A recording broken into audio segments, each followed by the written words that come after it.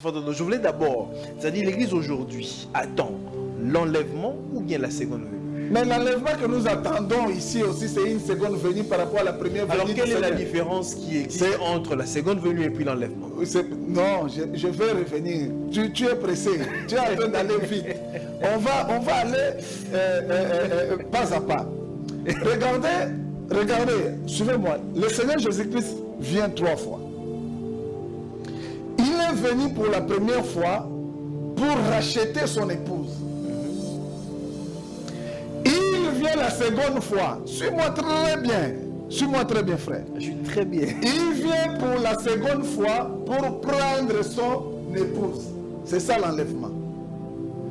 Par rapport à la première venue pour le rachat, cette venue-là peut être considérée, la venue de l'enlèvement peut être considérée comme une seconde venue.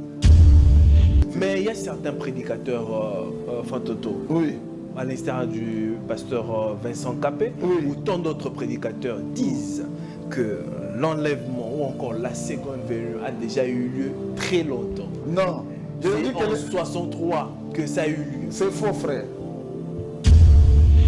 Je reviens même pourquoi ils sont encore sur la terre. Parce que l'enlèvement est lié. Pourquoi ils sont encore dans ce corps ici, des chairs, du péché et autres, ils continuent à pécher. Je lis d'abord Branham. Pour eux. Parce que tu as cité mon frère, le prêcher frère Vincent Capé. Je lis mon enlèvement, prêché le 4 décembre 1965, au paragraphe 129 et 130, il dit ceci. Je veux que vous remarquiez cette grande chose. Vous voyez le 4 décembre, là, c'est quelques jours avant sa mort. Hein. Il dit, je veux que vous remarquiez cette grande chose qui arrive ici maintenant. Ne manquez pas ceci. Notez bien, la parole dit ici, dans les Thessaloniciens, qu'il y a 3 choses. C'est ce que je venais de vous dire ici, du verset 13 au verset 16. C'est qu'on venait de lire. Mais on va lire ça dans la version d'Arby. Vous qui êtes à la maison, prenez la version d'Arby. Quand je dis à beaucoup de gens qu'ils ne partiront pas en enlèvement, ils s'étonnent. Parce que si tu manques l'écrit de commandement, qui est le message, qui est l'enseignement du Seigneur, qui est la doctrine des apôtres, la doctrine de Christ, tu ne peux pas aller en enlèvement. Tu as déjà manqué l'enlèvement. Parce que l'écrit de commandement, c'est la première chose qui arrive. Mais certains estiment que les 3 choses ont déjà été faites. Non, c'est ce qui n'est pas correct. C'est comme ça que je dis que je vais revenir sur ça. On reviendra ici. Et je vais vous prouver par les Écritures. Parce qu'ils disent la résurrection de mort a déjà eu lieu. Laquelle? La résurrection de mort. Il y a Quelle déjà eu résurrection de résurrection de mort. mort? Quelle résurrection de mort? Seulement, parce que la Bible dit que ce corps mortel va revêtir l'immortel. La chair et le sang ne peut pas hériter le royaume des cieux. Ne peut pas hériter le royaume des cieux. Qu'est-ce que ça signifie? Ça veut dire que dans la dimension dans laquelle nous sommes, dans cette chair ici, quand il y a résurrection de mort, parce que les morts vont revêtir, les morts en Christ vont revêtir l'incorruptibilité. C'est-à-dire l'homme, dans cette dimension, ne peut pas voir ces... Mais si tu es encore dans cette dimension, c'est-à-dire que tu n'es pas enlevé. Regarde, si tu es dans le ventre de ta mère, tu vis, non? Si un bébé est encore dans le ventre de sa mère, ce bébé vit, n'est-ce pas? Mais la Bible précise très bien, Fantoto. La Bible dit quoi? La Bible dit que nous ne dévancerons pas le mort. Venez de le lire. Nous ne dévancerons pas les morts. Il y aura d'abord résurrection de mort. Bien sûr. Et après... Mais avant la résurrection de mort, il y a d'abord les cris de commandement. Oui, le cri de commandement. Oui. Moi, je préfère... Et puis la voix de l'archange pour la résurrection des morts. Ensuite, la trompette qui sonnera pour que l'église puisse partir. Voilà. Oui, vas-y. Est-ce que vous estimez que les choses se font de manière littérale, telle que nous le lisons? Moi, je te pose la question, quand la résurrection a lié, quand Jésus-Christ est ressuscité, ces gens-là, les gens ne les ont pas vus?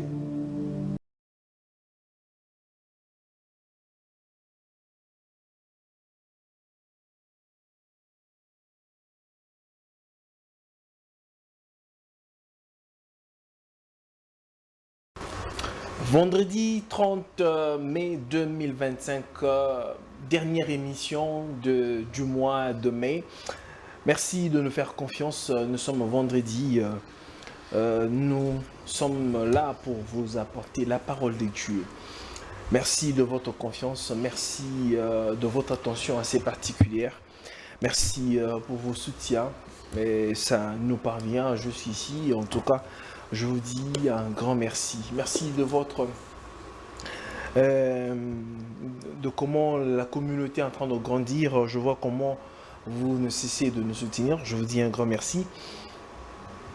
Nous parlons d'un sujet très intéressant. Un sujet de beaucoup de controverses qui sont abordées d'une manière ou d'une autre par les serviteurs de Dieu aujourd'hui. La question de l'enlèvement. Parce que tous nous savons que nous sommes au temps de la fin. Mais d'autres estiment que l'enlèvement a déjà eu lieu. D'autres estiment que c'est à venir. D'autres estiment que c'est du passé. Nous essayons d'aborder le sujet dans plusieurs angles afin de, comme on dit, de choc d'idées, jaillir la lumière, de faire parler les Écritures et de voir dans le temps dans lequel nous sommes si, par exemple, nous avons été abandonnés, ou bien c'est-à-dire nous avons raté l'enlèvement, ou bien c'est un événement futur. Je reçois pour vous le frère Toto qui est avec nous ce soir. Avec lui, nous allons devoir, vous savez qu'il est rentré en force ces derniers temps. Il est là avec nous. Nous partageons le plateau avec lui, à qui je dis bonsoir et bienvenue, frère Toto. Bonsoir, frère Gilles, et bonsoir aux téléspectateurs qui nous suivent. Vous allez bien ce soir? Non, je vais bien par la grâce de Dieu, bien que très occupé. Oui. Je me suis dit aujourd'hui que je vienne quand même. Comme c'est un sujet important, on va introduire ça aujourd'hui. Et Très puis bien. Prochainement, on va revenir avec force et détail. Très bien. Alors j'aimerais faire une petite mise au point pour ceux qui réclament et disent le frère Toto c'est un frère du message. Parce que vous allez dire comment est-ce que le frère Jules invite que les gens du message. Non, non, non. Moi sur mon plateau je reçois tout le monde. Je reçois tout le monde. C'est comme le frère Toto. Quand bien même il est trop occupé, mais il nous crée quand même du temps à venir. Alors si quelqu'un ne vient pas, ce n'est pas à moi en fait. Nous nous lançons les invitations comme ça à tout le monde. Si vous voulez que vos pasteurs, vos frères viennent sur ce plateau, moi je ne refuse pas, je ne rejette personne. Je suis à la disposition de tout le monde. Il faut bien qu'il est occupé, mais il dispose de son temps pour venir, voilà, nous apporter la parole de Dieu. Alors, Fototo, l'émission dernière, ça suscitait beaucoup des réactions des gens et ainsi de suite. Est-ce que vous avez quelques mots à placer par rapport à l'émission précédente? Non, bien sûr. J'ai quelques mots et quelque chose à dire par rapport à l'émission précédente. Très bien. Parce que j'ai des choses majeures à corriger ou peut-être à bien placer. Parce que j'avais fait allusion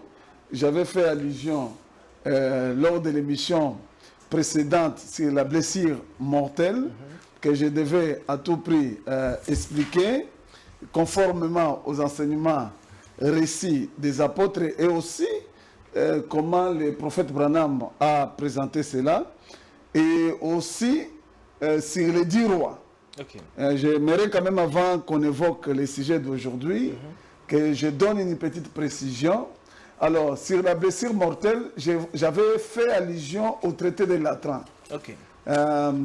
Le traité de Latran, c'est quand Napoléon avait arrêté le pape Pie VI, je crois, et il avait mis en pause l'Église catholique et que Mussolini avait signé une convention plus tard avec la papauté ou les papes, je crois vers 1929 ou quelque chose de ce genre-là, et la papauté avait repris vie. J'avais dit que c'était ça, un exemple de la blessure mortelle. Ça, c'était moi. Okay. Ça, c'était moi. Mais le prophète Branham explique ça autrement. Je vais quand même lire pour la correction de ceux qui sont à la maison là-bas. Et aussi, pour les 10 rois, j'avais donné quand même 10 royaumes, mais le prophète Branham, plus tard, ou le prophète Branham, lui insiste que les 10 rois-là, dont il est question, ce sont aussi des dictateurs liés au communisme. Okay. C'est comme ça que j'aimerais quand même, pour la clarté des bien-aimés qui suivent à la maison, parce que vous savez que quand nous parlons des choses de Dieu, nous voulons être vrais et sincères et surtout répéter des choses qui sont vérifiables et qui peuvent être vérifiées par les fils de Dieu. Alors, commençons par les premiers points. J'aimerais quand même lire par rapport à la blessure mortelle. Très bien. Pour ceux qui sont à la maison, parce que nous avions dit l'autre fois, cette question de la blessure mortelle, je peux lire dans la Bible, Apocalypse 13, rapidement, pour que nous rentrions dans notre sujet de l'enlèvement.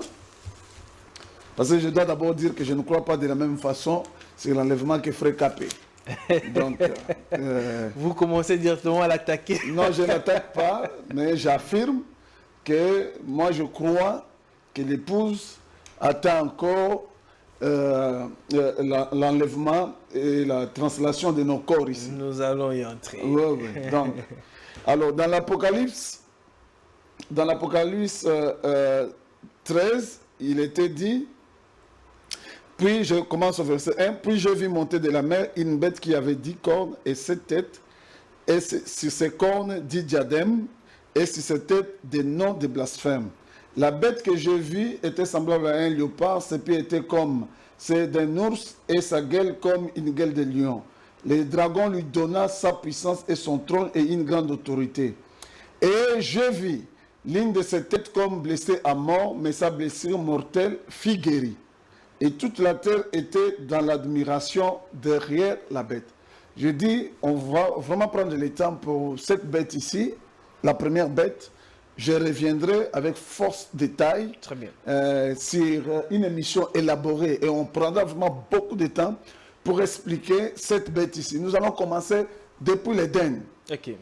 Nous arriverons au temps de Moïse, au temps des prophètes, au temps du Seigneur et à notre temps ici, au temps des apôtres et à notre temps. Et on va décrire cette bête-là avec ses caractéristiques, sur les faits bibliques, historiques et comment les choses évoluent bien. Et ça, je prends rendez-vous avec les téléspectateurs. Nous allons y revenir. Alors, il y a une seconde bête. Dans l'Apocalypse 13, 11, il est dit, puis j'ai vu monter de la terre une autre bête qui avait 2 cornes semblables à celles d'un agneau et qui parlait comme un dragon. Elle exerçait toute l'autorité de la première bête en sa présence. Et elle faisait que la terre et ses habitants plutôt adoraient la première bête dont la blessure mortelle avait été guérie. Donc cette seconde bête faisait que les habitants de la terre puissent adorer la première bête à sa présence. Je reviendrai aussi avec force détail sur cela. Mais ma précision, c'était par rapport à certaines déclarations faites l'autre fois. C'est comme ça que j'aimerais lire le frère Branham, ce qu'il a prêché dans la prédication, l'âge de l'église de Thyatire. Il dit ceci, je vais être rapide pour qu'on entre là-bas. Comme il est écrit dans Apocalypse 13, 6, aimeriez-vous qu'on prenne ça juste un instant? Là, il a dit qu'il, que cette femme a fait que toutes reçoivent une marque. C'est ce qu'a fait cette bête. Elle a fait que tous reçoivent une marque. Les pauvres et les grands, peu importe qu'ils sont. La marque de la bête, c'est-à-dire l'église, la marque de la bête, virgule, c'est-à-dire l'église catholique romaine. Mais il continue, il dit, soit cela, soit ils forment une image. Apocalypse 13, 14. Ils font une image à la bête. Vous, je suppose que vous avez tous lu cela.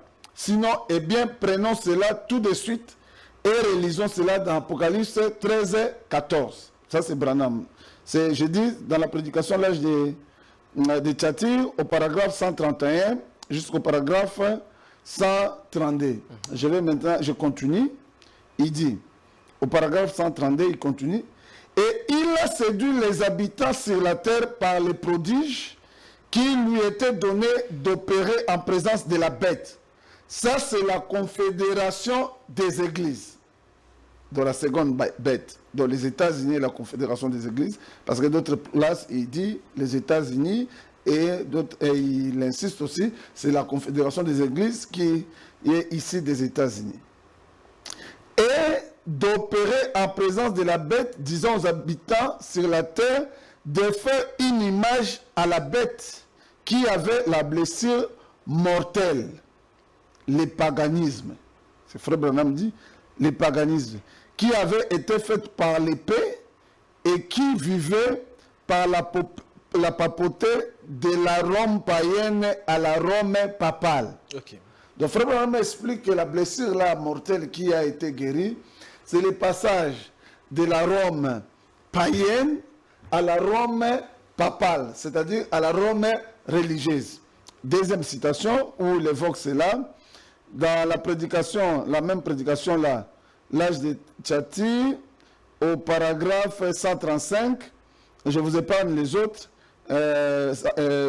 parties, mais je descends un peu en bas, il dit, et j'ai vu l'une de ses têtes comme étant blessée à mort, le paganisme, voyez, mais sa blessure mortelle fut guérie, la papauté a pris sa place. Ils se sont unis au christianisme avec les Nicolaïtes. Et toute la terre était dans l'admiration derrière la bête. Le catholicisme s'est répandu dans toutes les nations qu'il y a sous les cieux. C'est vrai, comme Daniel l'a dit au sujet du fer qui se mêle à l'argile et tout.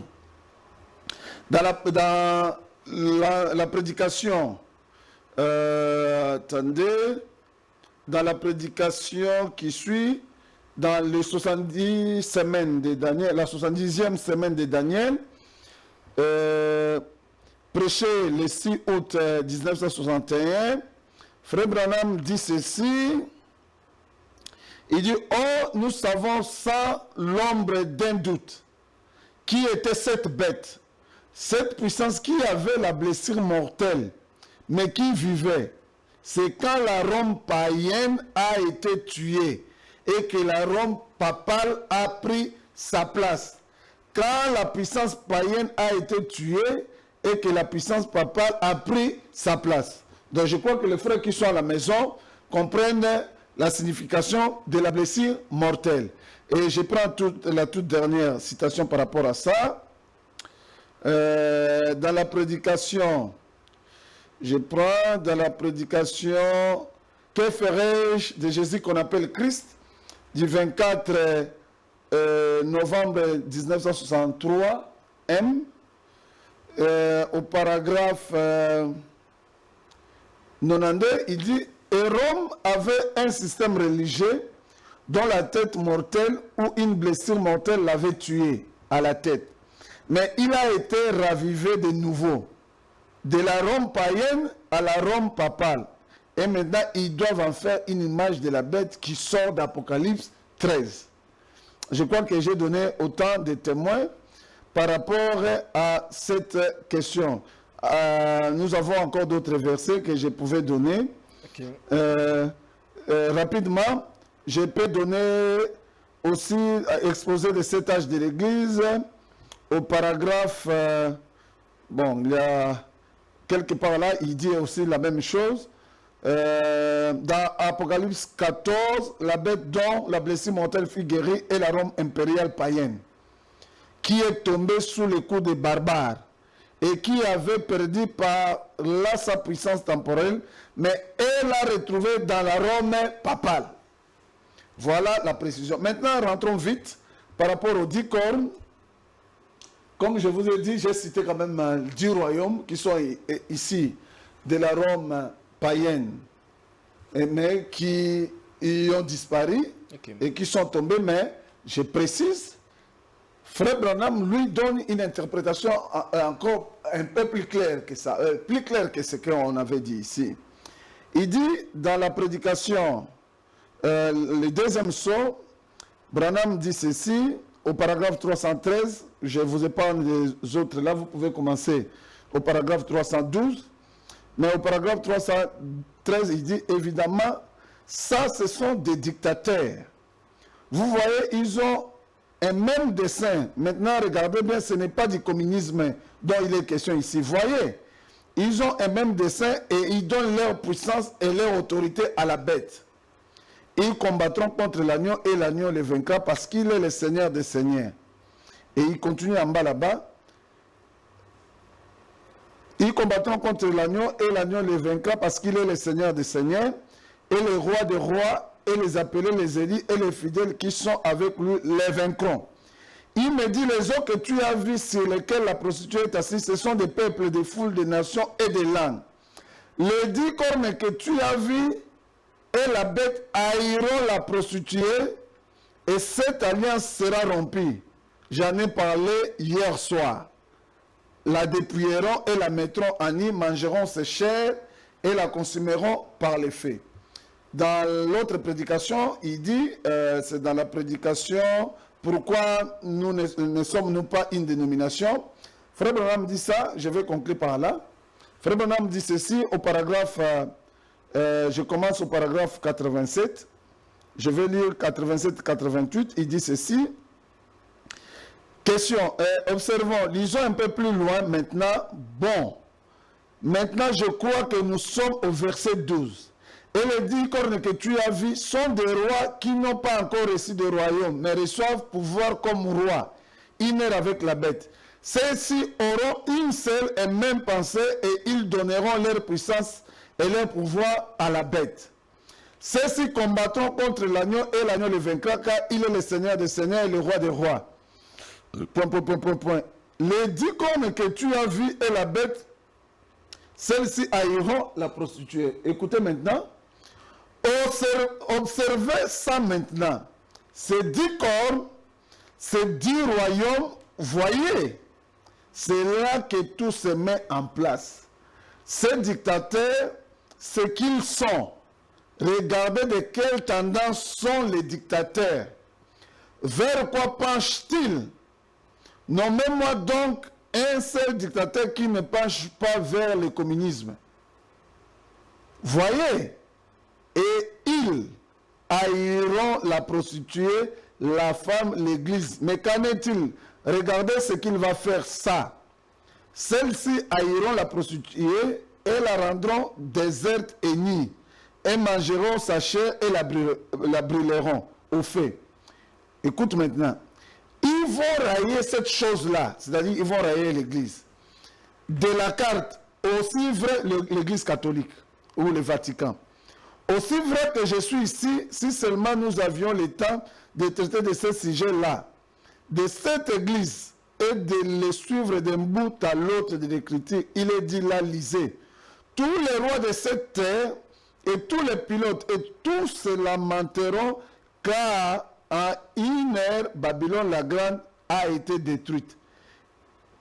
En une seule heure, sa fin était arrivée et, oh, il est dit là, et vous les saints, et tous les saints prophètes, réjouissez-vous car Dieu a vengé sur elle le sang des saints et celui de vos frères. Voyez, c'est exact. Bien sûr, le communisme est simplement un instrument entre les mains de Dieu, tout comme le roi Nebuchadnezzar a été un instrument entre ses mains quand il a amené captifs les Juifs alors qu'ils étaient éloignés. Donc voilà un peu la précision. Et la dernière citation que je donne, c'est pourquoi nous ne sommes pas toujours une dénomination. Au paragraphe 71, il dit « Ce ne sont pas des rois couronnés, ce sont des dictateurs. » Voyez, ils n'ont jamais été des rois couronnés, mais ils reçoivent pouvoir comme rois. Ils naissent pendant le règne de la bête. Dans ces petits moments sombres que nous vivons actuellement, c'est là que des dictateurs apparaissent. Voyez, ils reçoivent pouvoir comme rois, ils naissent avec la bête. Bon bien, ceux-ci ont une seule et même pensée, et ils donnent leur puissance et leur pouvoir à la bête. Donc voilà la précision que je voudrais donner par rapport à ces deux citations. Il y avait une citation que j'avais donnée qui n'était pas correcte. Quand j'avais suivi ça, j'ai remarqué que j'avais donné une mauvaise version d'une des citations. là où j'avais dit que Frère Branham parlait du traité de Latran. Donc cette citation n'existait pas, c'était une erreur de ma part. Voilà un peu ce que je voulais corriger, Frère Gilles, Très bien. pour que les peuples de Dieu, quand ils vont vérifier, qu'ils ne disent pas que Frère Branham nous avait induit en erreur. C'était à propos de la prédication que j'avais dit que Frère Branham avait prêché en 1961, alors que cette prédication-là, c'était prêché en décembre 1960.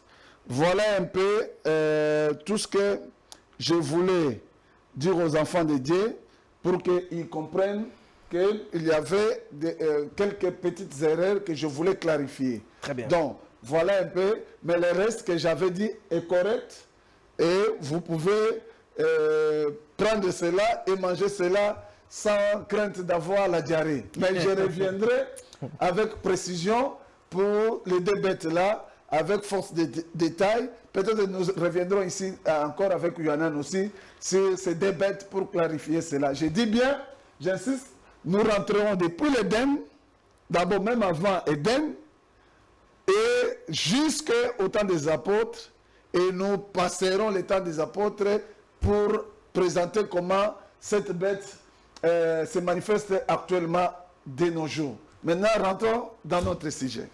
Très bien, mesdames et messieurs, nous ouvrons directement cette émission. Comme je l'ai dit, que nous parlons sur l'enlèvement. Nous parlons sur l'enlèvement, un sujet de beaucoup de controverses où chaque personne interprète ou apporte la parole de Dieu en sa manière. Je crois aux Saintes Écritures, je crois à la parole de Dieu. Je ne crois pas non plus que les choses se font de la manière dont ils sont écrits, la manière dont on les perçoit, la manière dont, voilà, ça paraît. Dieu a toujours ses manières de faire, ses manières de dire. Nous allons le découvrir tout au long de cette émission par ce sujet qui fait beaucoup d'encre, qui fait couler beaucoup d'encre et beaucoup de salive. Ouais. Fatoto, nous parlons de l'enlèvement. Ouais. J'aimerais d'abord que vous puissiez nous définir c'est quoi l'enlèvement. Ouais. Alors, l'enlèvement de l'Église, le frère Paul, l'apôtre Paul, a bien enseigné ce que c'est l'enlèvement. Et il nous l'explique clairement. Alors, en anglais, il y a deux termes qui sont utilisés pour l'enlèvement. Même les deux termes là aussi mettent de la confusion dans les têtes de beaucoup de personnes. Les deux termes, c'est le co-cap, suis-moi, co-cap et rapture. Alors, les gens aussi se battent par rapport à l'interprétation de ces deux termes. Mais qu'est-ce que l'enlèvement? Nous allons lire la Bible. Et pour ceux qui sont, par exemple, du message, je vais quand même aussi lire pour eux le prophète Branham, pour qu'ils comprennent, mais pour toutes l'épouse du Christ. Parce que l'épouse du Christ n'est pas que dans les messages. Très bien, merci pour la précision. Non, je précise, l'épouse de Christ n'est pas que dans les églises du message. Parce que l'épouse de Christ, c'est la seule dénomination qui sera enlevée. Très bien. J'ai dit, c'est la seule dénomination qui sera enlevée. J'ai dit l'épouse de Christ. Très bien. Et les gens vont me dire, mais où il a réussi que c'est, il a dit que c'est la seule dénomination qui va être enlevée. Je peux vous montrer, je vais lire. Ceux qui ont besoin de la citation, je vais donner. Très bien. C'est la seule dénomination qui va être enlevée. Maintenant, c'est quoi l'enlèvement? Nous lisons Frère Paul. Alors, ceux qui ont leur Bible peuvent prendre les 1 Thessaloniciens 4, nous allons lire au verset 13. Je vais lire. Nous ne voulons pas, frères, que vous soyez dans l'ignorance au sujet de ceux qui dorment. D'abord, au sujet de ceux qui dorment. Afin que vous ne vous affligiez pas comme les autres qui n'ont point d'espérance. Suivez-moi très bien, frère Gilles. Je crois que tu notes. Hein? Note tous les termes que je donne ici.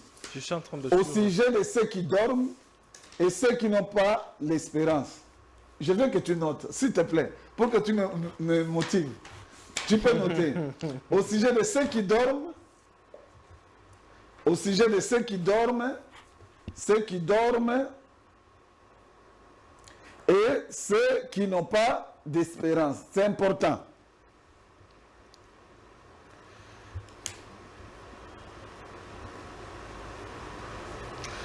Car si nous croyons que Jésus est mort et qu'il est ressuscité, croyons aussi, suivez très bien, car si nous croyons que Jésus est mort, qu'il est ressuscité,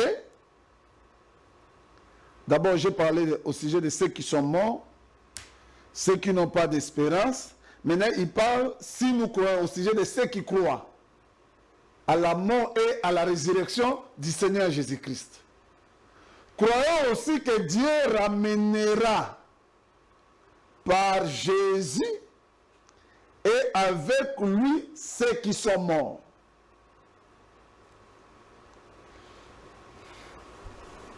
Car si nous croyons que Jésus est mort, qu'il est ressuscité, croyons aussi que Dieu ramènera par Jésus.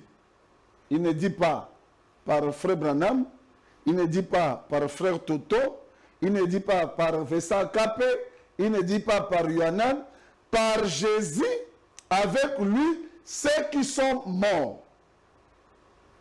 Voici maintenant, en effet, ce que vous déclare, ce que nous vous déclarons plutôt, d'après la parole du Seigneur, nous les vivants. Il a d'abord parlé des morts, maintenant il parle de nous les vivants. Restez pour l'avènement du Seigneur.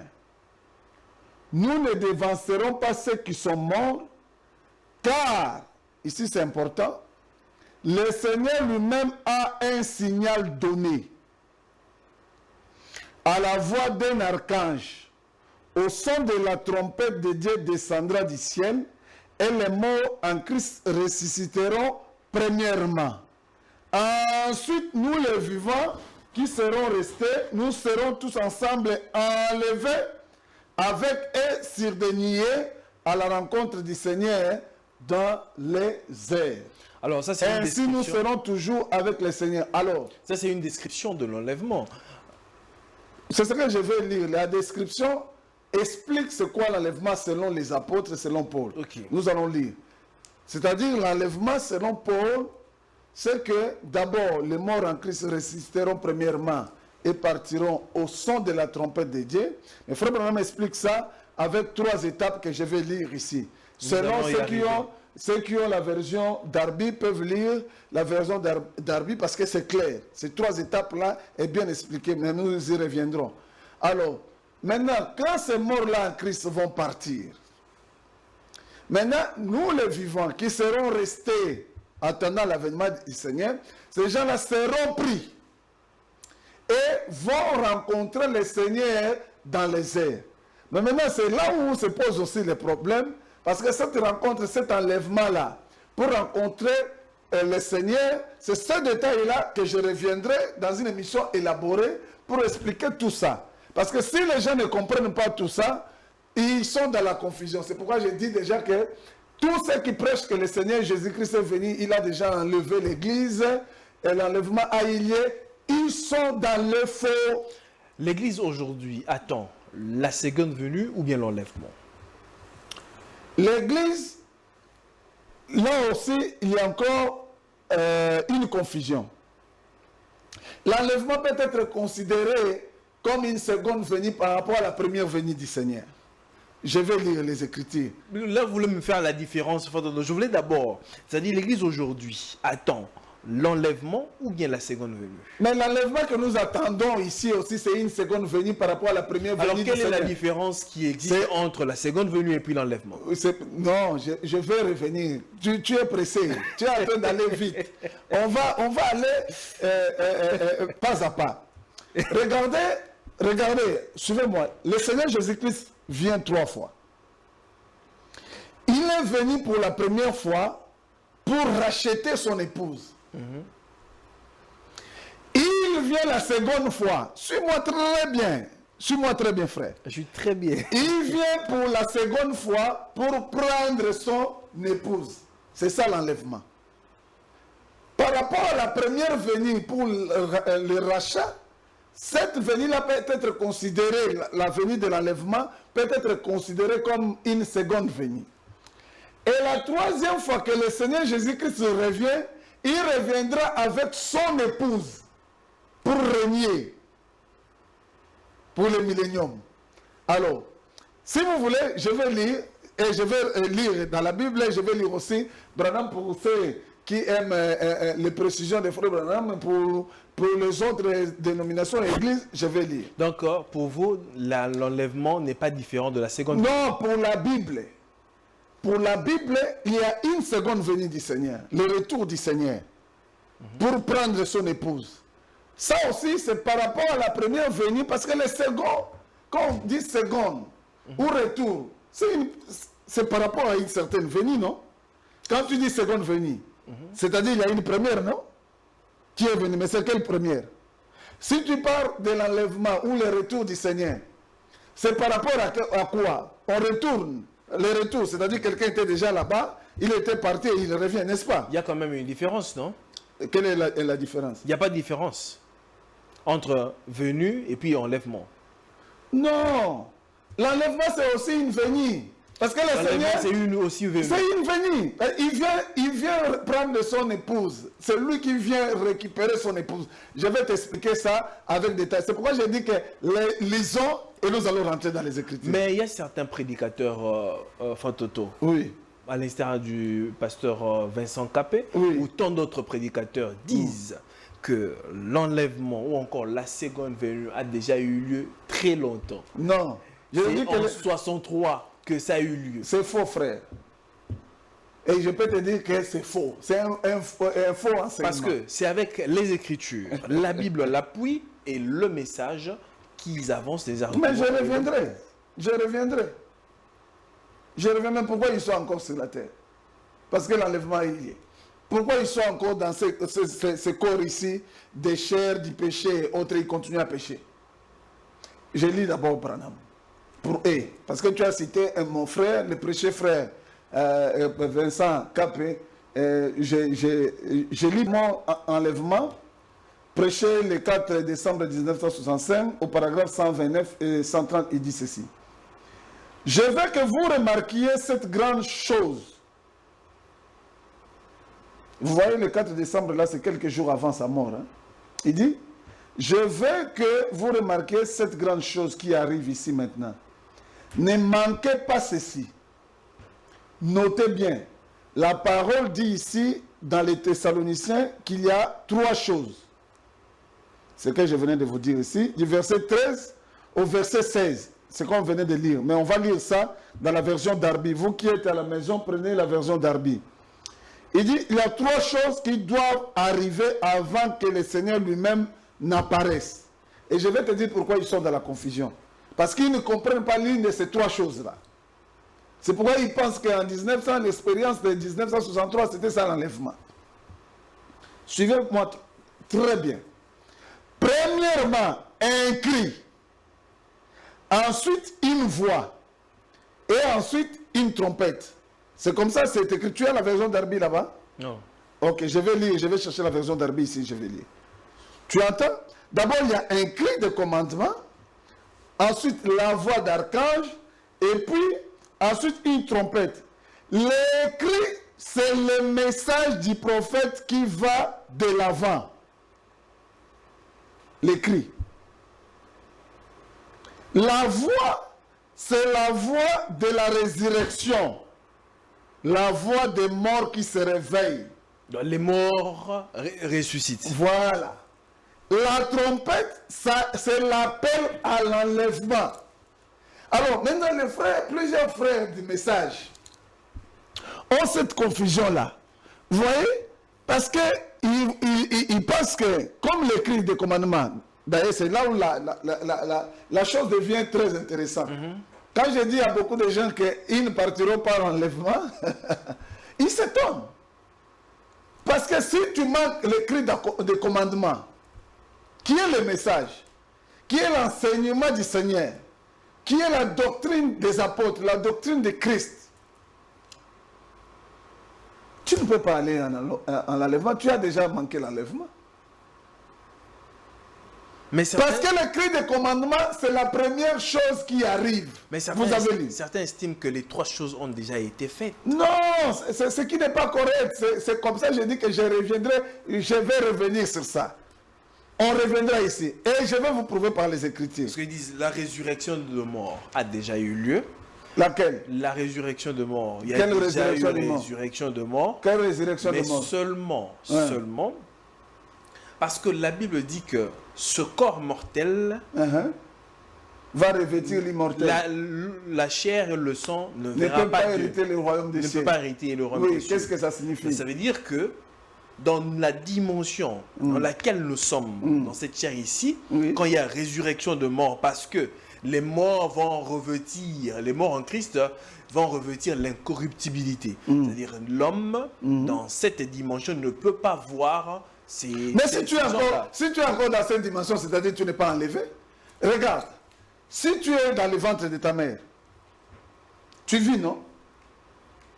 Si un bébé est encore dans le ventre de sa mère, ce bébé vit, n'est-ce pas? Mais la Bible précise très bien, Fototo. La Bible dit quoi? La Bible dit que nous ne dévancerons pas le mort. Vous venez de le lire. Nous ne dévancerons pas les morts. Il y aura d'abord résurrection de mort. Bien sûr. Et après... Mais avant la résurrection des morts, il y a d'abord les cris de commandement. Oui, le cri de commandement. Oui. Moi, je préfère... Et puis la voix de l'archange pour la résurrection des morts. Ensuite, la trompette qui sonnera pour que l'église puisse partir. Voilà. Oui, vas-y. Est-ce que vous estimez que les choses se font de manière littérale, telle que nous le lisons? Moi, je te pose la question, quand la résurrection a lieu, quand Jésus-Christ est ressuscité, ces gens-là, les gens ne les ont pas vus? Voilà, on donne un exemple. Non, je te pose d'abord la question. Vous qui êtes à la maison, les gens... Non, je vais d'abord... On donne l'exemple de la résurrection. J'ai suivi Lazare était mort, il est ressuscité. Il est mort encore. C'est très différent. C'est très différent de la résurrection dont nous parlons ici. Ça, c'est comme un malade ou quelqu'un qui meurt maintenant là. Moi, frère Toto, je vais prier pour elle. Comme la sœur là que j'avais prié pour elle à un village Mboussier, il y a plusieurs années, vers 1991 ou 92, quelque chose comme ça, si ma mémoire est bonne. Elle était presque morte. Elle était, je peux dire, morte. On a prié pour elle et puis elle est revenue à la vie. Sœur Hélène, je cite d'ailleurs son nom. Et ceux qui connaissent le Kwango connaissent ces villages Mboussier parce qu'on était parti là-bas à l'évangélisation. Cette personne-là va mourir assurément. Parce qu'il y a un temps pour mourir. Mais ce n'est pas ça qu'on parle ici. Ça, c'est un type d'enlèvement qui aura comme l'enlèvement qui a eu lieu le jour de la résurrection. Si vous croyez en Branham, Branham dit que les types ne mentent pas. Vous parlez du type. C'est-à-dire ce type-là ne peut pas mentir aujourd'hui. Et ça, non, les types que je vais te donner, les types qui concordent à ce que j'ai dit, c'est les types que je vais te donner maintenant là. C'est les types de ressusciter à la résurrection du Seigneur Jésus-Christ. C'est là, ce groupe-là. Les gens les ont vus avant qu'ils partent. Et Frère Branham dit qu'avant l'enlèvement, nous verrons les morts. Nous verrons, on va voir les Branham, les Paul et les autres. Ceux-là qui dorment, qui attendent encore avec expérience. Nous allons les voir comme les apôtres ont vu. Au temps de Jésus-Christ, ces gens-là ont vu. Branham dit comme ça que nous allons voir ces gens-là comme ça. Oui, nous allons les voir. Ou bien, quand il le dit aussi d'une certaine façon. Quelle façon? Ces gens-là, on les a vus. Les gens les ont vus. C'était les gens qui étaient dans cette chair de corps, plutôt ce corps de chair ici. C'est dans cette chair ici qu'ils ont vu ces gens-là, ces morts-là. C'est pourquoi je dis que ceux-là qui prêchent comme cela, ils prêchent une fausseté. Ils sont dans l'erreur. Parce que d'ailleurs, cette doctrine-là existait déjà du temps des apôtres. Les gens qui disaient que, soit il y avait deux catégories, ceux qui disaient qu'il est déjà venu et ceux qui disaient que la résurrection des morts a déjà eu lieu, l'enlèvement a déjà lieu, ou ceux aussi qui niaient qu'il n'y en aura pas. Fototo, prenons un peu ce que Branham dit ici dans Christ est révélé dans sa propre Non, mais parole. avant que je ne prenne ça, d'abord, je vais revenir. Avant, je sais là où tu vas, je vais revenir. On lit encore une autre citation. On lit encore une autre citation. Dans le sermon, 3 sortes de croyants. Ok. Prêché le 24 novembre 1963, paragraphe 84-85, Branham dit ceci.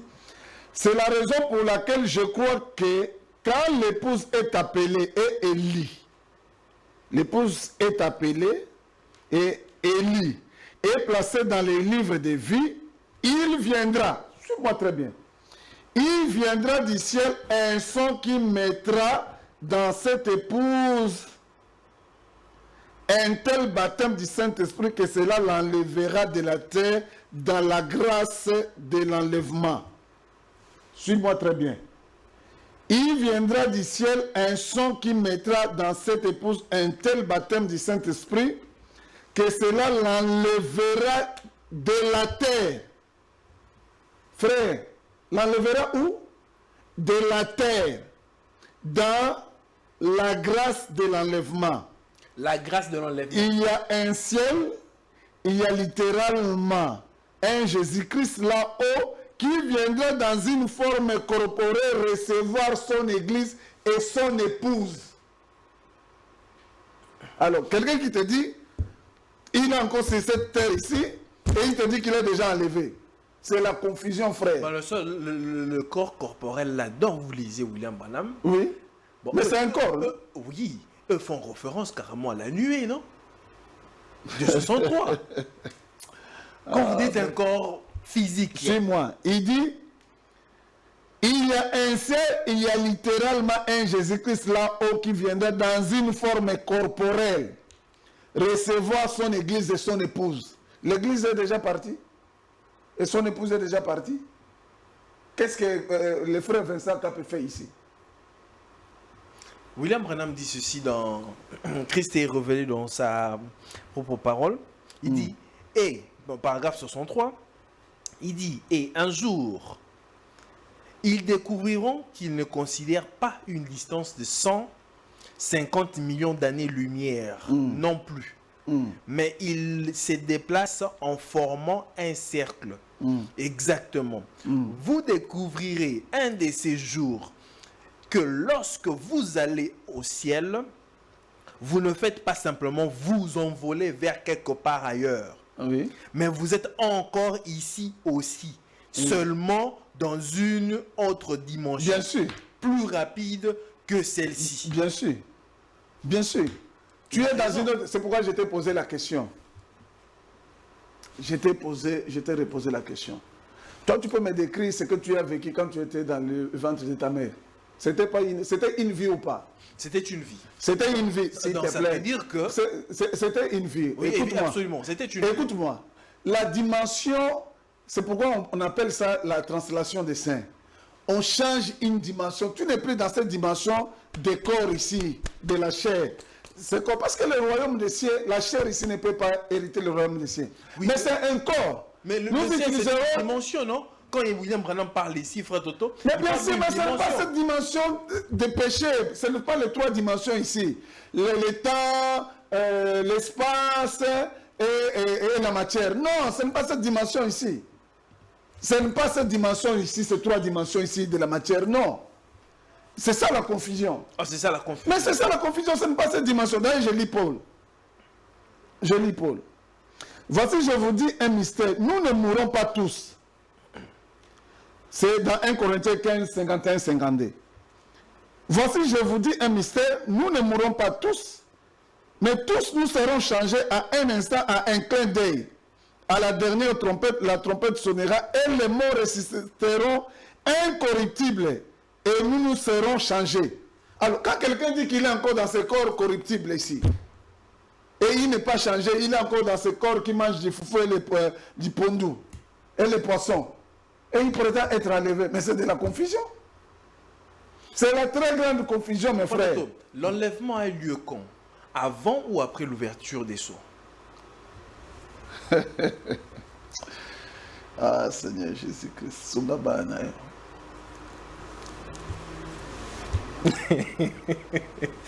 D'après... Parce que... Non, je vais te répondre. Parce que ça me fait pitié. Je vais te dire une chose. Vous répondez à ma question, non? Je vais répondre à ta question. Oh, vous allez répondre, mais vous répondez. Non, mais je vais répondre. Je suis en train de répondre. Je vais répondre. C'est très intéressant. Prends ta Bible. Prends ta Bible.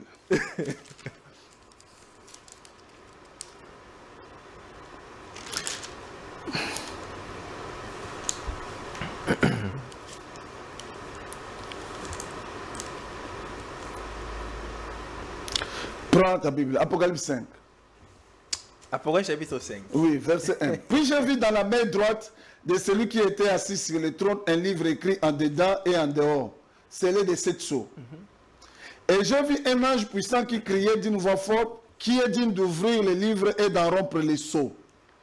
Et personne dans le ciel, ni sur la terre, ni sous la terre, ne put ouvrir les livres, ni les regarder.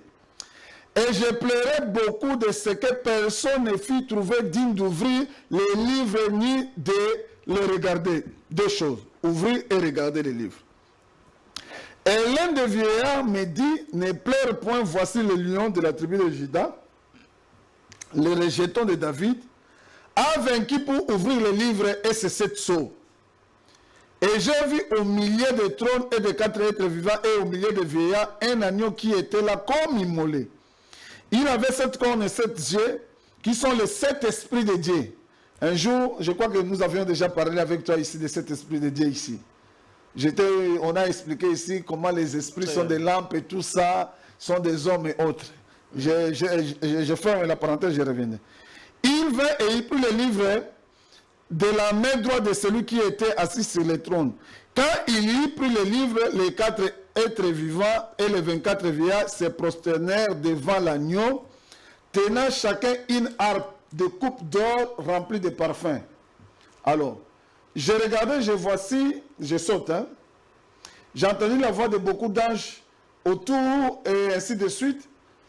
Et leur nombre était de myriades de myriades. Ils disaient d'une voix forte, l'agneau qui a été immolé est digne de recevoir la puissance, la richesse, la sagesse, la force, l'honneur. Et toutes les créatures qui sont dans le ciel et sous la terre, sur la mer et tout ce qui se trouve, je les ai entendus dire à celui qui est assis sur le trône et à l'agneau soit la louange, l'honneur au siècle des siècles. Maintenant là, quand j'ai regardé quand l'agneau ouvrit un de ses sceaux.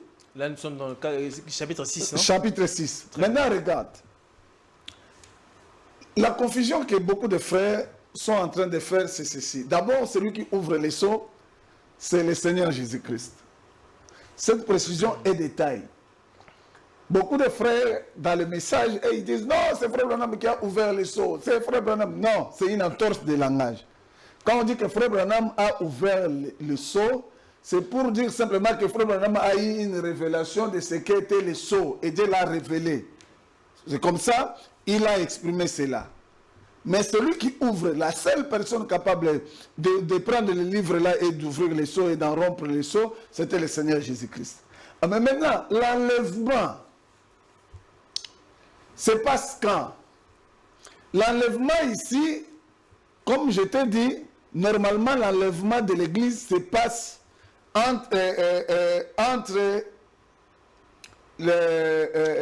presque au 4e sceau. Au 4e sceau, le 5e sceau et 6e sceau se passent au même moment. Et l'enlèvement se passe à ce moment-là. Parce que le 6e sceau ne peut pas commencer si l'enlèvement n'a pas eu lieu.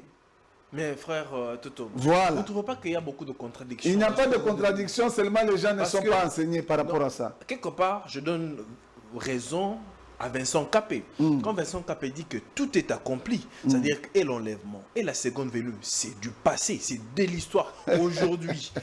Ce que nous prêchons dans les églises, c'est de l'histoire qui a déjà eu lieu. Prenons par exemple la Bible et William Branham qui dit que l'église part à la fin du chapitre 3 ou bien au chapitre 4. Oui. L'église est déjà partie. Maintenant, les sceaux commencent à s'ouvrir à partir du chapitre 6. Ça veut dire que quand les sceaux s'ouvrent, l'église est déjà partie. Les sceaux ne nous concernent pas. Aujourd'hui, si nous parlons des sceaux, nous parlons en termes de l'histoire, alors que l'Église est déjà partie et revient dans 19, frère. Non, c'est là où je vous ai dit que mal comprendre, c'est aussi une maladie. Les gens comprennent mal, frère Branham. D'ailleurs, c'est pourquoi je vous ai dit l'autre fois avec Yohanan ici, que les gens pensent que l'Apocalypse est un livre qui s'accomplit de manière forcément séquentielle. Non. Je vais vous lire par exemple l'Apocalypse 12. Je t'ai dit lors de la précédente émission. C'est pourquoi je vous ai dit que je reviendrai avec force de détail sur cette question de l'Apocalypse, même des sceaux. Parce que la confusion, c'est aussi cela. Parce que les gens ne comprennent pas, mais comment on dit que le prophète, le messager du temps de la fin, c'est le messager du 7e sceau. Comment vous dites que l'enlèvement va avoir lieu entre le 4e, 5e, plutôt avant, pendant le 4e sceau, et que ça s'accomplit au même moment avec le 5e et le 6e sceau. Alors, je vais te donner un exemple pour voir que dans l'Apocalypse 12, on parle encore de l'enlèvement. On lit. Apocalypse, vous qui êtes à la maison, prenez la Bible. Oh, ça n'a pas traîné comme ça, on n'a encore rien évoqué. Un grand signe parut dans le ciel, une femme enveloppée du soleil, la ligne sous ses pieds, et une couronne de 12 étoiles sur sa tête. Elle était enceinte et elle criait, étant en travail et dans les douleurs de l'enfantement. Un autre signe parut encore dans le ciel, et voici, c'était un grand dragon rouge, ayant 7 têtes et 10 cornes, et sur ses têtes 7 diadèmes. Sa queue entraînait les tiers des étoiles du ciel et les jetait sur la terre. Les dragons s'éteignent devant la femme qui allait enfanter. Suis-moi bien, qui allait enfanter. C'était devant la femme qui allait enfanter afin de dévorer son enfant lorsqu'elle aurait enfanté. D'abord, les dragons s'éteignent devant la femme qui allait enfanter, et ensuite, au verset 5, elle enfanta un fils. Donc, quand elle allait enfanter, c'est-à-dire qu'elle était encore dans les douleurs de l'enfantement, au verset 5, elle enfanta un fils qui doit paître toutes les nations avec une verge de fer. Et son enfant fut enlevé vers Dieu et vers son trône. Et la femme s'enfuit dans le désert où elle avait un lieu préparé par Dieu afin qu'il lui fût nourri pendant 1260 jours. C'est-à-dire pendant 3 ans et demi. On parle de l'enlèvement ici. Ça, c'est Apocalypse 12. C'est pourquoi je vous ai dit qu'il y a beaucoup de choses que nous devons venir et placer. Nous allons parler de l'Apocalypse 12. Pourquoi c'est là-bas? Et ces événements-là se passent comment et quand? Et pourquoi? Je t'ai expliqué que quand il dit, Frère Branham dit que l'Église part dans l'Apocalypse 4 et on la voit encore revenir à l'Apocalypse 19, Frère Branham était simplement en train de montrer comment les types là signifiaient le départ de l'Église et en Apocalypse 19, le retour de l'Église. Mais il n'a pas dit que partout là ailleurs, on ne peut plus parler de l'Église. Parce que des fois, vous voyez qu'ici, on parle de l'Église et Israël à la fois dans l'Apocalypse 12. On parle de l'Église et Israël, par exemple, dans l'Apocalypse 7. On parle de l'épouse et d'Israël dans l'Apocalypse 10 et dans l'Apocalypse 11. Mais quand on voit là dans l'Apocalypse 4, quand l'Église est partie, quand Jean a été ravi, parce que Jean était le type de l'Église, c'était le type de l'enlèvement. Vous voyez? Donc, il ne faut pas que les gens aient la confusion. Donc, l'enlèvement de l'Église n'a pas encore eu lieu. L'enlèvement de l'Église pour que nous changions notre corps ici, nous revêtions l'immortel et que nous entrions maintenant dans la dimension là. Mais ce corps ici ne verra pas Dieu. Comment est-ce que ça Mais nous allons revêtir le corps nouveau. Ce corps. Jésus dit que quand il est en train de donner une parabole, il dit... La chair. Le sang n'hérite pas le royaume des cieux. Non, non. Il est en train de faire une description comment les choses se feront. Il dit, 2 femmes seront dans le champ, une sera prise et l'autre laissée. Et 2 frères seront là, ainsi de suite d'une certaine façon. 2, il parle de 2. Mais la question est de savoir, frère Toto. Celui-là qui, par exemple, je donne un exemple comme ça, un célibataire, quelqu'un qui se retrouve seul, eu égard aux paraboles ou à l'exemple que Jésus donnait, c'est de manière littérale comme ça que il y aura deux personnes qui seront là et une sera prise et l'autre laissée, ou bien c'était une image ou bien de manière allégorique que Jésus parlait. Non, je n'ai pas bien compris ta... Je reviens, Jésus est en train de parler ceci. Il est en train de dire, par rapport à il fait une description de l'enlèvement. Il dit, il y aura deux femmes au moule, une sera prise et l'autre laissée. Oui. Par rapport à ces descriptions-là, cela se fait de manière littérale ou bien c'est spirituel? Je te pose la question. Quand Élie a été pris, Élisée ne l'avait pas vu? Mais seul Élisée l'avait vu. Ah non, mais parce qu'Élisée était le seul qui était avec lui là-bas. Oui, seul Élisée l'avait vu. Oui, mais ça s'est passé de la même façon. Élisée l'a vu là-bas, et lui, qui c'est? Élie a revêtu... William Branham est en train de dire que dès lors que le chrétien reçoit le Saint-Esprit, devient un être double. Non, c'est la confusion que les gens ont. Je t'explique. Dès lors qu'on reçoit le Saint-Esprit, on devient un être double. Non, je t'explique la confusion que les gens ont. Parce que quand Christ vient prendre, il ne vient pas prendre cette chair ici, il prend cet être-là, l'âme. Non. Et c'est ce que les gens... C'est pourquoi je t'ai dit qu'il y a trop de confusion, les gens ne comprennent pas. est-ce peut-être les films des témoins de Jéhovah? Non, c'est même pas ça. Le problème, c'est qu'ils ne comprennent pas s'asseoir. Les gens vont monter comme ça. Non, ils ne comprennent pas s'asseoir dans les lieux célestes en Christ. Mais Jésus-Christ disait que...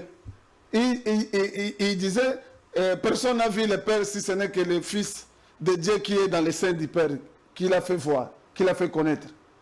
Mais il était sur la terre. Au même moment, il était au sein du Père. Mais quand à ce moment-là, vous allez dire que parce qu'il disait comme ça, il était déjà enlevé. Je t'ai dit, Jésus-Christ disait, personne n'a vu le Père si ce n'est le Fils qui est assis dans les seins du Père. Jean-Baptiste, je te pose la question. Quand Jésus-Christ disait cela, est-ce que c'est à ce moment-là que Jésus-Christ était enlevé au ciel? C'est la confusion. Les gens confondent être assis dans les lieux célestes en Christ. C'est comme ça qu'ils appellent ça l'enlèvement. Non! Nous sommes ici comme des croyants. Nous vivons dans deux dimensions. Une dimension spirituelle parce que nous avons un être spirituel en nous. Si vous avez le Saint-Esprit. Vous êtes dans une dimension spirituelle parce que votre esprit est en connexion avec le Seigneur, avec le trône du Seigneur. Mais la chair, elle est dans cette dimension matérielle. Alors, comme tu ne peux pas être dans cette dimension-là totalement, suivez-moi, avec ce corps corrompu, ce corps mortel, tu es bloqué ici, dans cette dimension-là, tu ne peux pas être au même moment, tu ne peux pas réaliser que tu es dans cette dimension-là spirituelle. Donc, il faudrait que ce corps revête l'immortel pour que définitivement, tu sois dans cette dimension-là de Dieu. C'est pourquoi même les gens qui n'ont pas Dieu, et ils sont aussi dans une autre dimension, qui est la dimension satanique. C'est pourquoi ils sont sous l'influence de Satan. Alors, quand on est enlevé, oui, le changement s'est fait à quel niveau? Au niveau du corps ou bien au niveau de l'âme? Mais on peut lire. On peut lire. C'est Paul qui enseigne ça. J'ai lu ça ici, c'est dans 2 Corinthiens 15. On peut lire. Okay. On peut lire rapidement. Ne suivez pas la confusion que les gens apportent là-bas. Ces gens-là enlèvent l'espérance dans le peuple de Dieu. Ils enlèvent l'espérance. C'est comme ça que je vous ai dit qu'on viendra étape par étape, partie par partie, pour faire comprendre très bien l'enlèvement. Sinon, ce corps mortel revêtira de l'incorruptibilité. Voilà. 2 Corinthiens. Mais si tel était le cas, parce que là nous sommes dans Thessaloniciens, qui vient avant Jean Apocalypse. Oui. Mais quand Jean a été ravi, oui, 1 Corinthiens 15. Jean n'est pas parti dans les sphères spirituelles, non pas avec ce corps ici. Non, mais Jean dit il a été ravi en quoi? Il a été ravi en esprit. Oui, mais ça c'était comme une vision. Ça c'était juste une vision. Mais ce dont nous parlons, c'est toi-même, ton être. Tu vas vivre ça comme une réalité. tu seras cause du Seigneur. Quand il était là, il était comme une réalité, non? Oui, mais au même moment, son corps était ici sur la terre. Voilà. C'est pourquoi, maintenant, regarde, l'enlèvement, le corps et nous serons transformés par ça. Oui, tu pars, tu ne seras plus ici. Mais nous allons, nous reviendrons, c'est comme ça que nous reviendrons avec le Seigneur sur cette terre pour vivre au millénium. D'ailleurs, dans l'Apocalypse 10, on demande à Jean de rentrer. Écoute, va, prends ta Bible, Apocalypse 10. Je vais lire... Prends ta Bible, Apocalypse 10. Apocalypse 10. Le verset en bas. Le verset 10. D'abord, je peux commencer au verset 9. Très bien. Et j'allais vers l'ange en lui disant de me donner le petit livre. Et il me dit, prends-les, avale-les, il sera amer à tes entrailles, mais dans ta bouche, il sera doux comme du miel. J'ai pris le petit livre de la main de l'ange et je l'avalai. Il fut dans ma bouche doux comme du miel, mais quand je l'y avalé, mes entrailles furent remplies d'amertume. Puis on me dit, il faut que tu prophétises de nouveau sur beaucoup de peuples, de nations, de langues et de rois. Donc, Jean devait continuer son travail dans son corps de chair.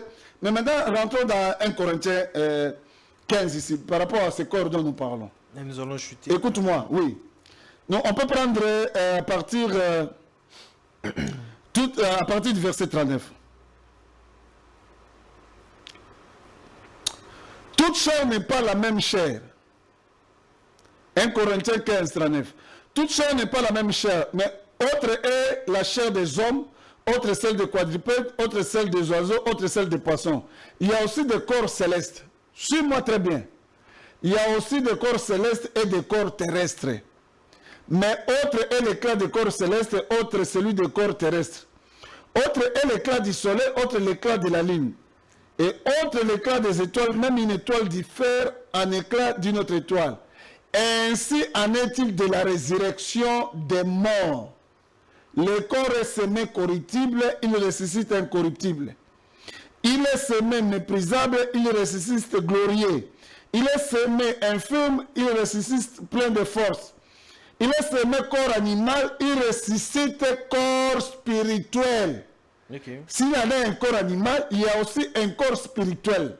C'est pourquoi il est écrit, le premier homme Adam devint une âme. Suis-moi bien ici. Je suis. Le premier homme Adam plutôt, devint une âme vivante. Le dernier Adam est devenu un esprit vivifiant. Mais ce qui est spirituel n'est pas le premier. Écoute-moi très bien. Ce qui est spirituel n'est pas le premier. Ce qui est animal, c'est ce qui est animal qui est le premier. Ce qui est spirituel vient ensuite. Le premier homme tiré de la terre est terrestre. Le second homme est du ciel. Tel est le terrestre, tels sont aussi les terrestres. Tel est le céleste, tels sont aussi les célestes. Alors, je peux expliquer ça. Nous avons contourné, regarde. Nous et Adam, notre père, nous avons contourné ce qu'on appelle notre théophanie. Suivez-moi. Nous avons contourné cela. Mais le Seigneur Jésus-Christ, lui, il avait déjà pris sa théophanie. Il est venu comme homme spirituel déjà, malgré il a revêtu aussi cette chair. Mais nous, à la fin de la course, nous allons revêtir notre théophanie là. Je viendrai avec toutes ces choses-là, je risque de compliquer les téléspectateurs, mais je reste concentré dans ce que nous disons. Donc, suis-moi très bien. Donc, l'enlèvement n'a pas encore eu lieu. Ce qui a déjà eu lieu dans les 3 étapes de l'enlèvement. Suis-moi très bien. Il y a l'écrit de commandement. Je vous ai dit, la voix de l'archange et le son de la trompette. Ce qui a déjà eu lieu, je peux dire, qui appartient à l'histoire, c'est l'écrit de commandement. Parce que Dieu est en train d'appeler son peuple. Sortez du milieu d'eux. Sortez du milieu d'eux. Ça, c'est l'écrit de commandement. C'est un message prophétique. Comme le message que nous enseignons aux gens ici. Ceux qui refusent de recevoir l'écrit de commandement ne vont pas reconnaître le Messie. Vous voyez comme, par exemple, je te donne lors de la première venue, parce qu'on a parlé des types ici. D'ailleurs, pour te dire que le type n'est pas l'exactitude des choses. Parce que l'exactitude, c'est en Christ. Les types sont des hommes. C'est-à-dire William Branham se trompait de se référer aussi aux types. Non, mais il ne se trompe pas. Alors. Parce que c'est la parole de Dieu, c'est Paul qui dit dans Hébreux, je crois, 10, que la loi précède l'image des choses à venir, mais pas l'exactitude des choses. C'est pourquoi, quand on prend les types, il faut rester dans le contexte pour bien comprendre. Donc, lors de la première venue, il y a eu aussi un cri de commandement. Le cri de commandement, c'était le message de Jean-Baptiste. Il a enseigné, venez, suivez le Seigneur Jésus-Christ, repentez-vous pour que vous receviez la rémission de vos péchés. Ça, c'était un cri de commandement, c'était un message. Ceux qui ont suivi Jean, vous voyez comme les Nathanaël et les autres, et ils ont reconnu le Seigneur Jésus-Christ facilement, parce qu'ils avaient déjà le cri de commandement. Mais Dieu, le Seigneur Jésus-Christ, a fait grâce à d'autres qu'il avait appelés aussi lui-même. Mais aussi, après cela, il y a eu la voix d'un archange. Quand le Seigneur Jésus-Christ est mort. Parce que nous parlerons aussi de ça. Les morts en Christ étaient ressuscités. Et ils sont partis. Les gens les ont vus dans les villes et tout ça. Et ensuite, le Seigneur lui-même était parti au ciel. C'est dans Acte 1, vous voyez quand on l'a vu, il y est là dérobé aux yeux de ses disciples et ils ne l'ont plus vu. Donc, les trois étapes reviendront aussi. C'est comme ça que j'ai parlé ici des cris de commandement. D'ailleurs, pour qu'on chute bien, je prends la version d'Arby pour lire ça. Je voulais vous lire une écriture. Oui, oui. Et puis, en attendant, tu peux lire. Vous croyez au prophète Branham, non? Bien sûr. Très bien. Je lis dans sa prédication, moi en tant qu'historien du présent, dans « Aujourd'hui, cette écriture est accomplie ». Bien sûr. Dans le paragraphe 255, William Branham dit ceci. Christ, c'est par là que nous chutons. Il lut l'écriture, remit la Bible au sacrificateur. Et il est dit, tous les gens avaient les regards fixés sur lui. Il les regarda et dit, aujourd'hui cette écriture est accomplie. Paragraphe 256, il dit, quel est le problème? J'ai lu l'écriture avec une douzaine ou plus de preuves que nous vivons au dernier jour. La génération qui verra le retour de Jésus-Christ sur la terre. Et je vous dis ce soir, de nouveau, aujourd'hui, cette écriture est accomplie devant vous. Oui, mais Jésus-Christ a dit que le monde ne me verra pas, mais vous me verrez. Nous continuons à le voir. Oui, on a dit que nous sommes la génération qui verra, le retour de Jésus-Christ sur la terre. Oui. Et je vous dis ce soir, de nouveau, aujourd'hui, cette écriture est bien sûr. Donc ça veut dire que la venue de Christ mais moi, quand comme tous les prédicateurs c'est pourquoi je te dis que c'est la confusion, papa. Mais c'est William Branham. Branham ne dit pas cru. Branham ne dit pas ce qu'ils disent. Oh. Il ne dit pas ce qu'ils pensent. Branham parle de la manifestation des signes du Messie qu'il était en train de manifester. Ah, ici il parle de la venue. Mais c'est ça, c'est la manifestation, c'est aussi une venue, c'est aussi une manifestation. La manifestation. La manifestation. C'est aussi une venue. La manifestation. Tu ne crois pas qu'il y a une manifestation du Seigneur Jésus-Christ, c'est aussi une apparition. Oh, une apparition. La venue du Saint-Esprit, c'est-à-dire la Pentecôte, est aussi. Mais c'est le Seigneur aussi qui est venu pour remplir son Église. Mais ce n'est pas de cette venue-là que nous parlons. Ce n'est pas de la manifestation du Christ que nous parlons ici. Mais ici, William Branham ne parle pas de la manifestation. C'est la manifestation, cette écriture-là. Non, c'est de ça que je suis en train de vous dire. Le monde ne me verra plus, mais vous me verrez. On peut prendre d'autres versets où il explique ça clairement. C'est pourquoi je dis il y a beaucoup de concepts, il y a beaucoup de notions que nous allons expliquer. Il dit ceci. Nous sommes la génération qui verra le retour de Jésus-Christ sur la terre. Mais nous sommes encore cette génération-là. Et je vous dis ce soir, de nouveau, aujourd'hui, cette écriture est accomplie. Moi, je te pose la question.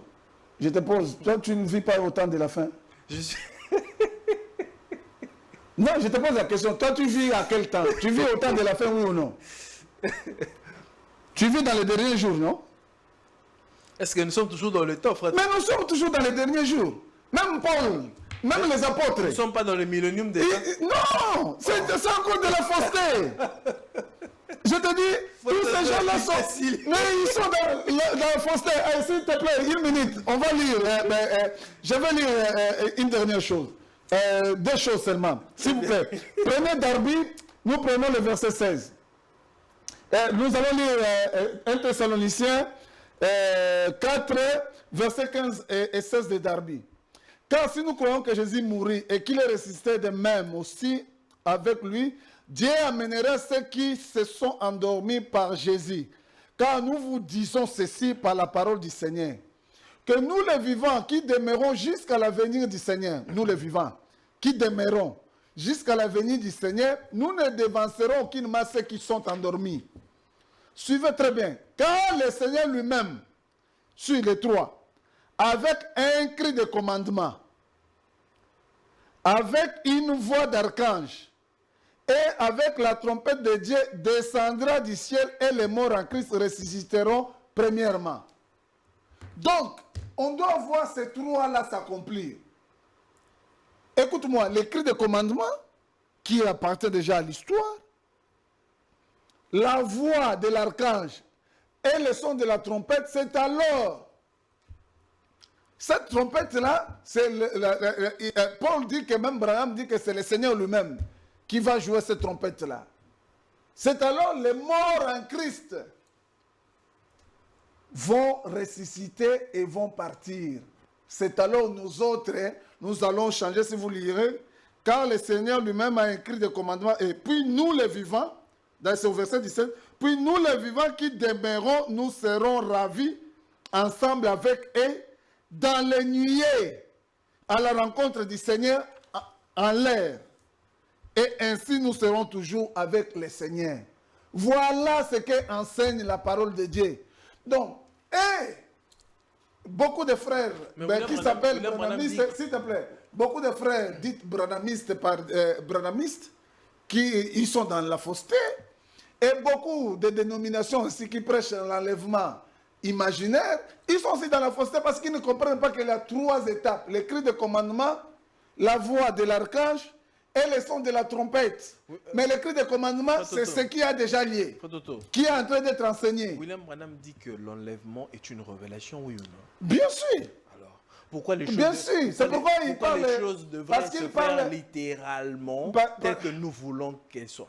Non. Parce que c'est une révélation. Non, mais pourquoi il dit c'est une révélation? Regarde, toi tu penses que Élie ne savait pas que Dieu le prendrait ce jour-là? Oui, c'est une révélation parce que Élie savait. Mais Élie savait qu'il partait. Oui. C'est comme ça, il a demandé à l'autre, si tu me vois partir, c'est alors que tu auras mon onction, les doubles onctions. C'est une révélation. Au fait, c'est comme ça que je t'ai dit qu'il y a beaucoup de choses que nous devons parler. Nous y reviendrons. Alors, je cite par ici. C'est la dernière citation que je vais lire par rapport aux trois venues dont je vous ai parlé ici. S'il vous plaît, supporte-moi par rapport à ça. Les trois venues, je vais lire rapidement. Une seule citation, hein? Oui, oui. Une seule citation. Oui, je vais lire. Je vais lire ça. Si je n'ai pas le temps, oui.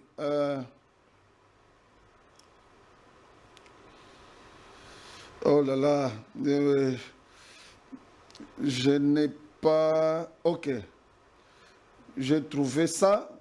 Un moment, j'ai vu, j'avais ça ici. La première, la troisième venue. Ok, ça. Ok. Il vient d'abord. Le Seigneur va d'abord venir pour racheter son église, comme je vous avais dit. Bon, comme on est à la fin de l'émission, je vais revenir avec ça. Il vient ensuite prendre son épouse. Et puis, il vient régner avec son épouse. Mais Israël, contrairement à nous, Israël est en train d'attendre la seconde venue ou le retour du Seigneur. Israël attend la seconde venue parce que pour Israël, lors de la première venue, ils n'ont pas crié à son évangile.